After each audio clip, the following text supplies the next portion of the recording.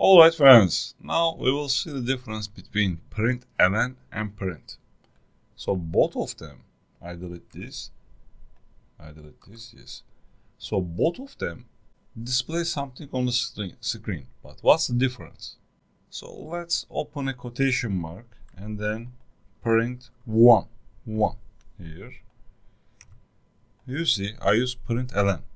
Then I copy these. I come here. So I paste it. So I say 2. I save it. So I copy this name. I rename it. I copy this. And then I open new terminal. I say new terminal. I say cd, and then I'm inside println folder, and then I compile and I run it.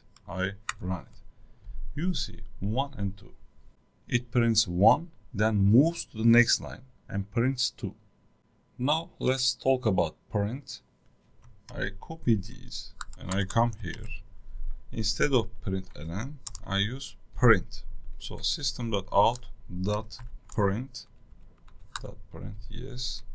I copy and I paste it, yes. So when I run the code now, it prints 1 and 2 next to each other. I just give a space here. I run it.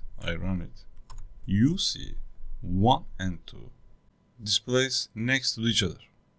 As you see, the difference is when I use print, it prints on the same line. When I use println, it prints after it goes to the next line. Okay, that's the difference.